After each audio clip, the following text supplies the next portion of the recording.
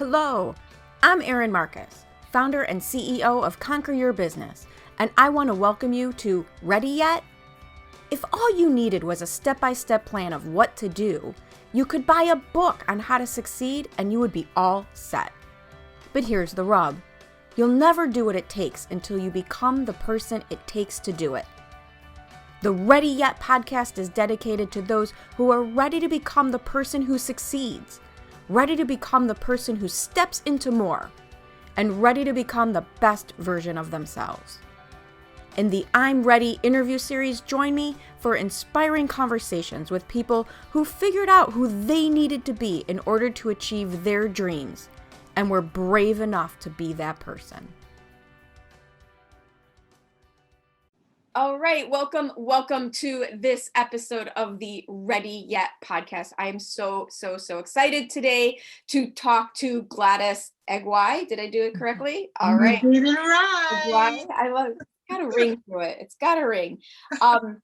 We were introduced by I'll call him a mutual friend because I don't even know what to call him, Mr. Larry Winget, the pit bull of personal development. Someone that I talk to regularly, and when I'm like, I need to find some interesting people, who could I talk to? And the first words out of his mouth were, oh my God, you got to meet Gladys. And we had a little bit of a tech glitch, and I tried to call you and you tried to call me, and none of it worked. And then we realized, holy cow, we never talked to each other. So I'm so glad we reconnected, because one conversation later, I knew I needed to have more Gladys in my world, and we needed to introduce Gladys to other people in my world. I love your story. I love the negative you turned into a positive, and what you're trying to do and all the things you're trying to do with it. So why don't you give people a little bit more formal introduction to yourself and what it is that you do? I will. Thank you so much for having me, Erin. You know, from the first moment we talked, we had a good conversation before, but Larry Winget is he is my mentor, my coach, my everything. He just really helped me to grow my business and to grow me as well. So love Larry Winget. Larry Winget, I love you. Just to let you, in case you're listening, I love you. But my company is Ignite Within, and I've been in business for about 7 years now, and I come from a corporate executive background, and corporate decided to let me go. They fired me. I'm like, what? How did this happen? Wait, what? This was not the plan. This was not the plan. What do I do now? What do I do next? And that took me all but about 5 minutes. And then I started saying, thank you. Thank you. Thank you. Because it was time. I was ready. And sometimes you need a little push in order to be able to do what you were really meant to do. And I am doing what I was meant to do, living my purpose with my company, Ignite Within. And I named my company Ignite Within because I had to go within and I had to ignite that fire, that the ideas, the who am I and what do I want to do and all of that. I had to go within and ignite that. And igniting that says you have to put some energy and some action. Yeah. Right? Not just, in theory and concept, but in action. So I work with professionals who hate what they do, who are disengaged in what they are doing, to get that clarity of objective that they need in order to go out and set an executable plan that is an accelerated growth plan and a sustainable growth plan. And I do that through speaking as an international speaker. I'm an international author, as well as a coach. And I say I'm a life coach. So I like to look at people from a holistic perspective. We too often look at ourselves in silo. I'm a mother, I'm a businesswoman, I'm a career person, I'm a this, I'm a that. But when one thing is going wrong, it impacts the other thing and the other thing and the other thing. And so we have to look at our lives more as an integrated being, complicated being, and not just one aspect of us. And how does one thing impact another? Absolutely. So I want to back you up a little bit here. Sure. Because as anyone can tell who's listening, you know what you're talking about. You've clearly done your homework, done your experience, you know, you got it going on, right? I do. You do. But I would imagine if you got let go on Monday, when you woke up on Tuesday, didn't quite feel that way. So I do talk to a lot of people, ex-corporate people. It's one of the things we have in common. I work with a lot of people who have left corporate or corporate has left them. How did you get past the mad? How did you get past because I know you were in your position for a long time. How do you get past what can feel not just like a disappointment, but a betrayal? It comes easier for me now, Mhm. right? So I had to come away from the focused attention on, oh, they fired me, they let me go. How dare they do that? I can't believe that they just dumped me like that. Hence why I named in my book, Dumped Not Dumped On, Love How it. to Stop Reliving the Negative Impact of Rejection in Your Life, Business, and Career. Absolutely. Because we stay stuck too long. And so I had to come up and say, well, you know what? They let me go. I didn't deserve it. I didn't deserve it the way they did it. So I had to acknowledge it and accept that I had been rejected and they dumped me. I had to say that. That is Same within a not relationship. I've been divorced, right? So the same with a relationship or partner or client relationship or with all aspects of life. You don't get the loan you wanted to get. You didn't get into the school you wanted to get into. So you have to acknowledge and accept that I've been dumped. I've been rejected. And then I had to forgive myself because I stayed in that corporate position way too long. I should have been gone, but fear kept me stuck absolutely. and staying there, right? And so I had to forgive myself for staying and tolerating things too long.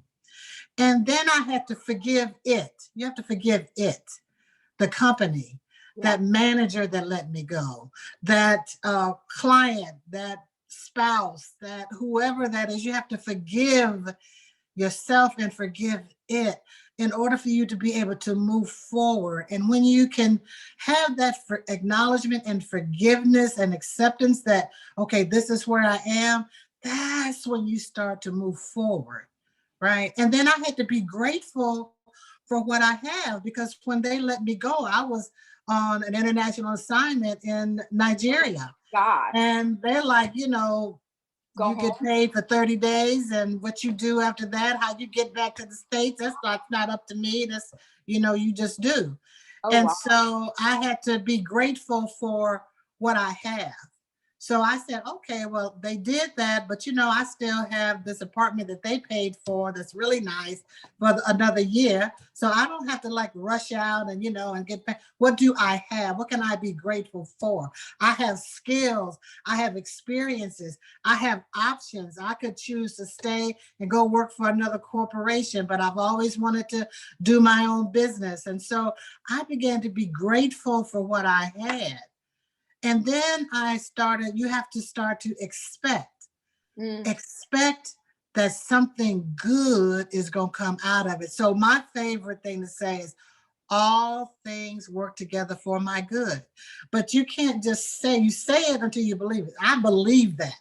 You know, and I got to tell you, I think in my personal experience, the expectation was one of the places that I got stuck.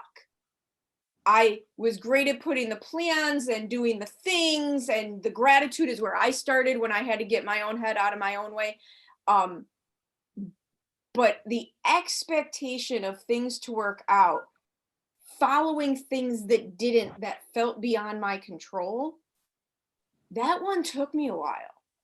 Yeah. That one took me a while. Yeah. And, you know, and someone told me a long time ago when I first got into leadership positions with IBM is that it's okay when something like that rejection comes or whatever that is, that you mourn, you dip, you Yeah. mourn. It's okay. It's when you mourn and then you just stay in it and stay in it and stay. Mourn, come out of it, and then get on back up. Absolutely. Right? And sometimes we think we have to make this big leapfrog into making that difference and doing something different and just jump from the pot to the kettle or something. Right. When really sometimes it's just the Sweet. tiniest bit of expectation the size of a little mustard seed. Right. And then you just kind of nurture that and nurture it and go out there and see. And when you start opening yourself up, I say it all the time, if you really reflect back on your life, once you get clarity, clear about what it is that you want, and that I'm going to be able to move forward to go and get that, you don't know how yet, then things will start coming to you. So once I get that, so I don't stay in it long. I'm telling you, it was from the drive from the place, because I was walked out of the office, right? Oh my gosh. I'm telling you. Oh my I'm God. telling you, I got stories. I have stories. I got stories, but I was walked out. But as soon as I got to my high-rise apartment and just looked, I'm like, This ain't so bad. that's as long as it took me. Nice. Seriously. So I have another question for you, because I know this version of Gladys. And one of the themes that has been very interesting to me as I've talked to a lot of different people doing these interviews is how they used to be and who they used to be versus embracing their authentic self and who they are now. So aside from what you're doing every day, how are you different than you were back when you had a corporate job? Because, you know, being a woman of color on top of that, in IBM of all places, I mean, I come out of financial services, so it was a conservative environment, but I'm white, so I only got half the battle, right? Who did you have to be to do that versus who you are now getting wide open to be? I think it varied, because when I was in corporate, you know, I was a single mom in leadership positions. I needed to be able to take care of my daughter. How was I going to send her to school? So there were things I tolerated when I was in that mode of operation.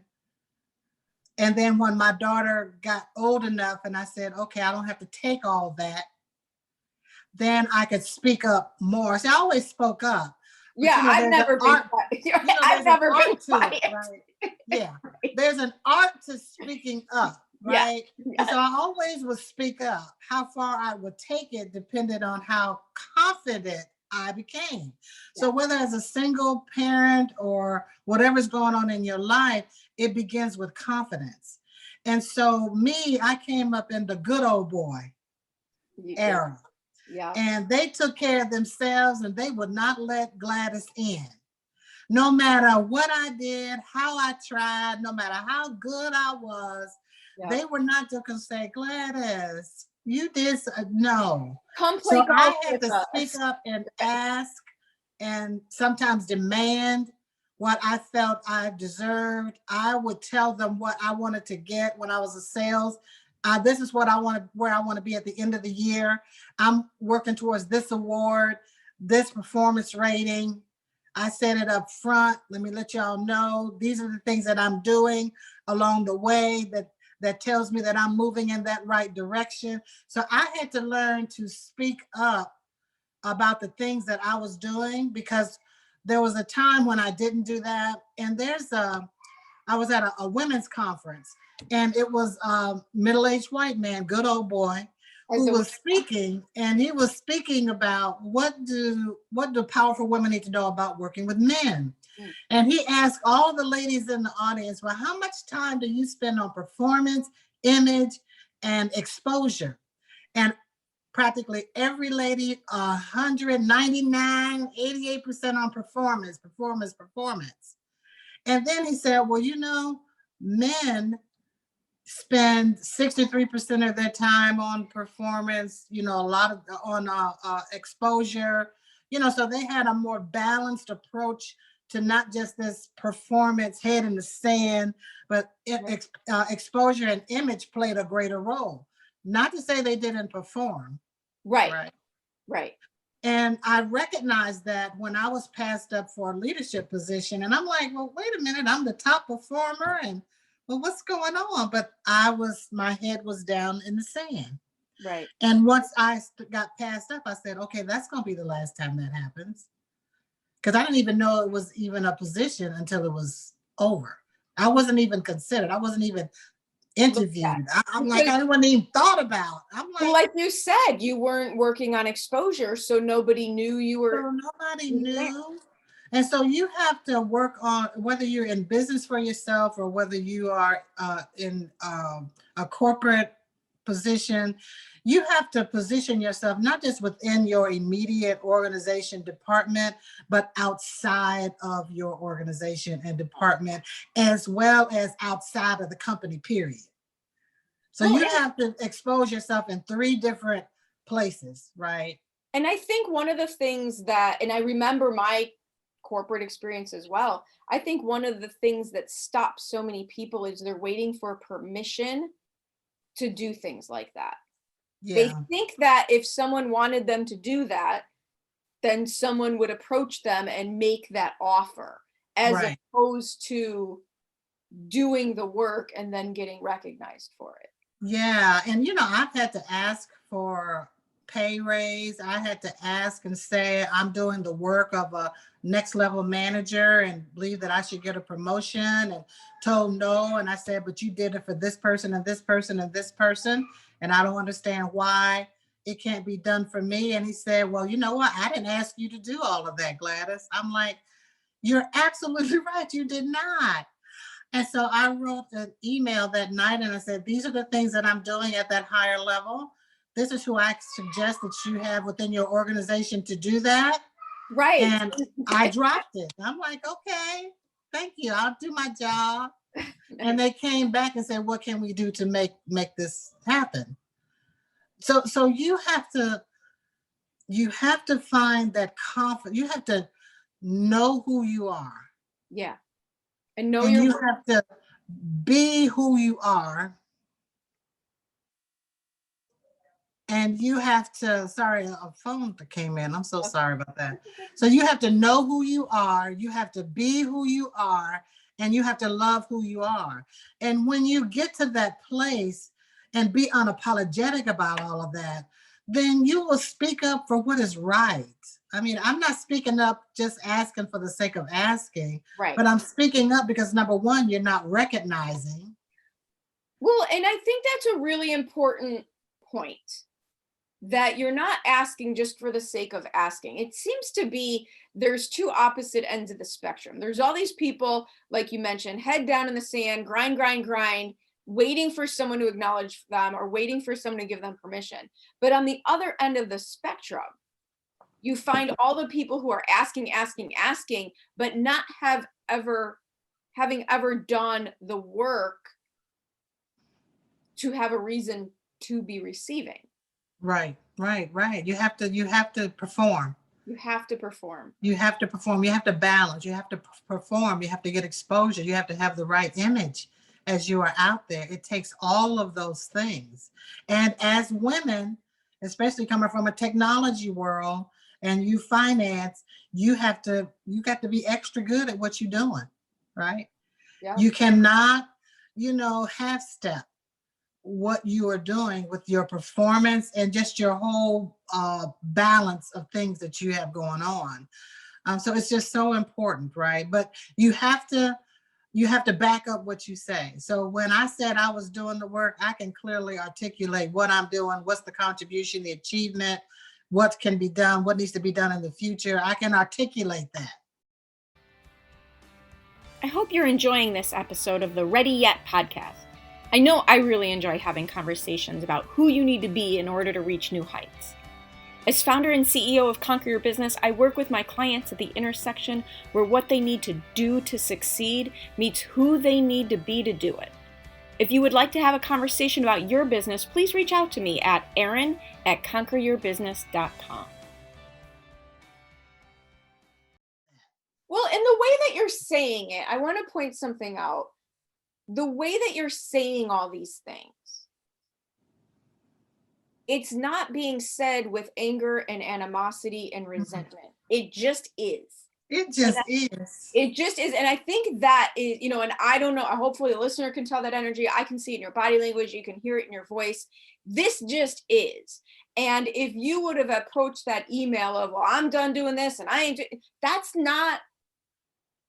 doesn't help. Right. It's the That's what I said. It's an artful way to do it. Yeah. And you have to learn the artful way and approach. And being antagonistic, although I do believe that there are times when you have done all the steps that you can do and they still are not listening, that you need to, raise your tone. I always say never underestimate the quiet person's impact of throwing a good fit. You know what I mean? Like, if you're always throwing a good fit, nobody listen anymore. But if there's a quiet person who does a lot of work and you now have thrown a good fit, people will listen because they just don't expect it. Exactly. But again, you coming from a place of, I think, of authority, right? Well, and I think it's another level of personal responsibility. Yeah. It's the upside. When we talk about personal responsibility, and I know you follow Larry, so I know it's one of the things that I take to heart very much. Personal responsibility. What am I doing in this situation? But we talk about personal responsibility a little bit too much, always in the negative. And what you have been describing is literally the upside of true personal responsibility. Exactly. Because it's my life. It's my life, and I deserve to be treated with respect because I am doing the work.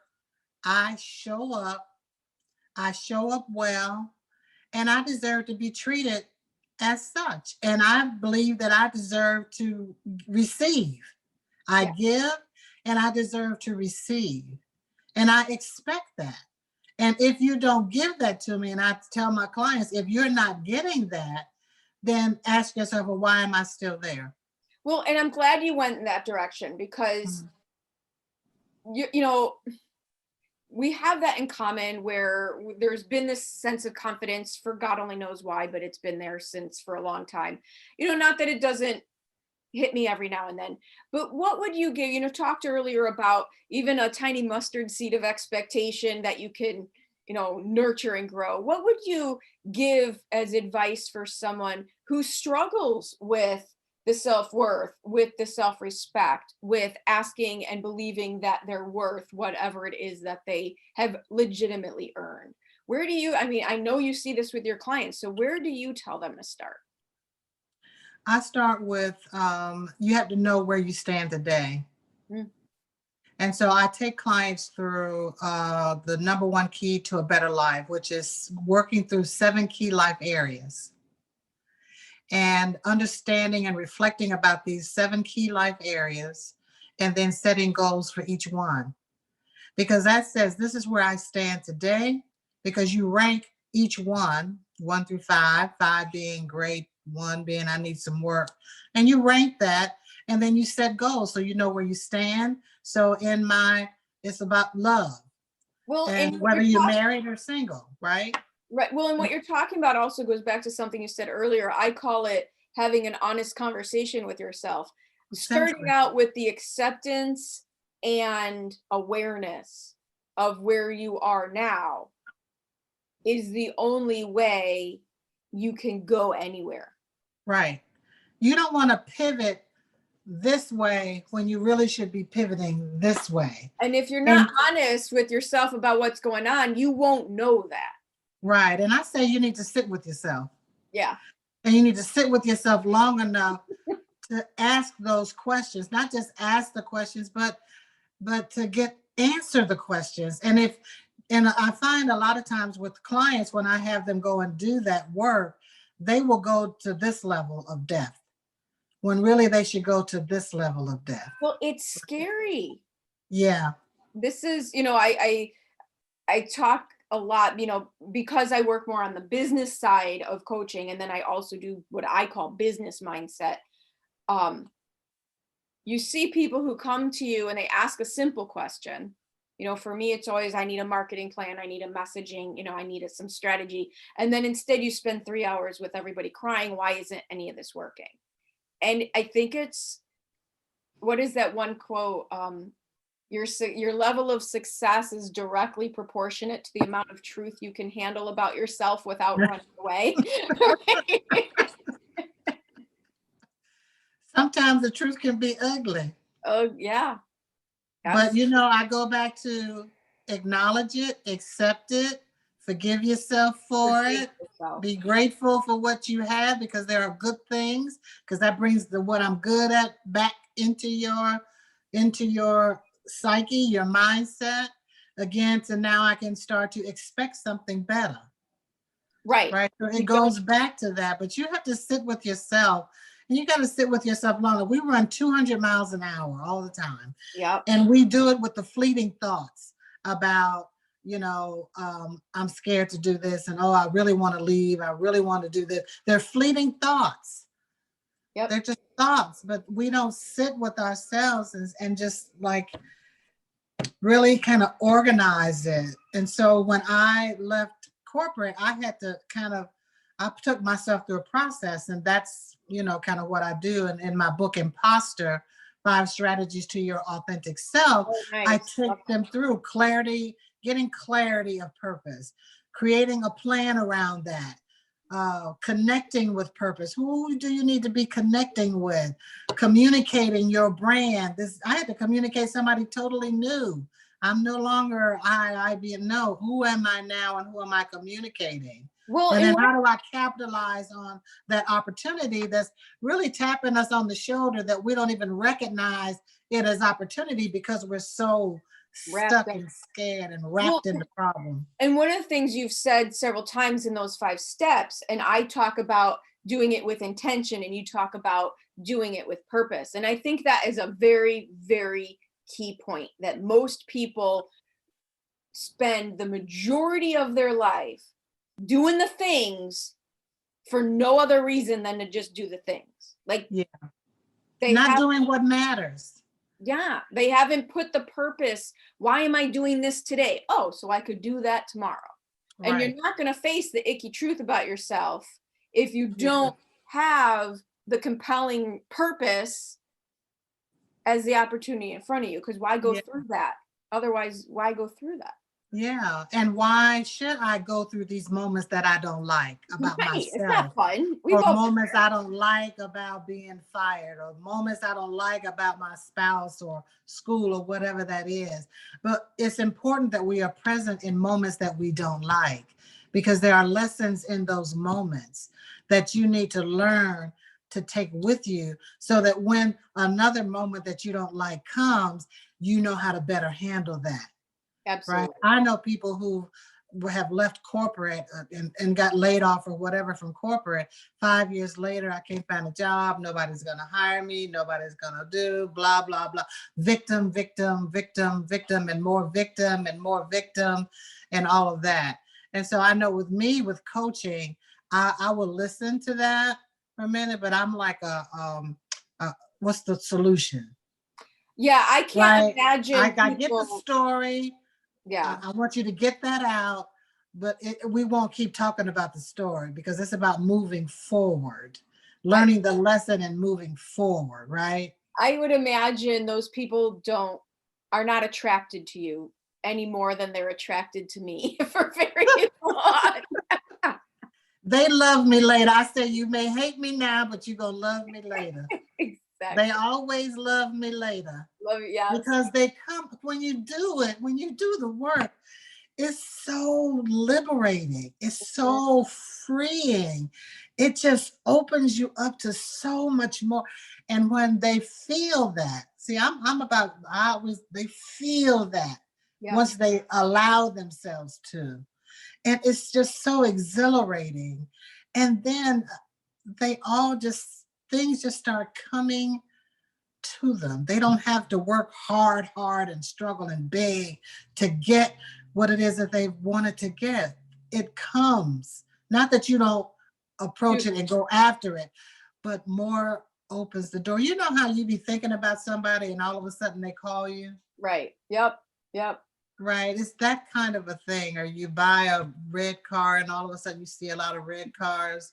There's just something to, I don't know what you call that, but it's something to just opening up and freeing yourself and allowing yourself to do what. Right. It's you've always allowing wanted to do. yourself to be aware instead of wrapped up in the chaos. Because what can get in when you're like this all the time? Right. All tight and Because even if you're like this and your body is tense, your body, and your body is tight. Nothing can get in. It can't get in. What the good can't, it's hard to get in. When you're angry, good can't get in there. Absolutely. It can't get in. So you have to release it. Release it. Yeah. So Gladys, this has been awesome. Why don't you do me a favor? I know you've got 2 books you mentioned. How can people get a hold of you to have more of these amazing conversations? Erin, thank you again for having me. And my website has everything there. It's ignitewithin.org, ignitewithin.org. It has where you can get the books. It has different videos and things that you can gain some insight from. I had mentioned the number 1 key to a better life. You can get that free download, complimentary. So just go on the website, peruse, get what works for you. That's going to help you make the transformation in your life that you've always wanted to have. Awesome. Thank you so much. Thank you, Erin, for having me. Thank you, everybody. Bye-bye. Thank you so much for joining me on the Ready Yet podcast. I get so motivated by the amazing accomplishments of the remarkable people I meet, and I'm excited to be able to share some of their stories with you. You can find more episodes of Ready Yet at your favorite source for podcasts or at conqueryourbusiness.com. And if you've already decided that you are ready to become the person you need to be to achieve your big goals, feel free to reach out to find out how I can support you in your efforts. Or check out the Work with Erin page on the Conquer Your Business website. I also invite you to share this podcast with anyone you know who loves to learn and be inspired. And if you're so inclined, I'd be absolutely grateful for any reviews you'd like to share as well. Thanks again for joining me. This has been Erin Marcus, hopefully inspiring and helping you to go conquer your big dreams.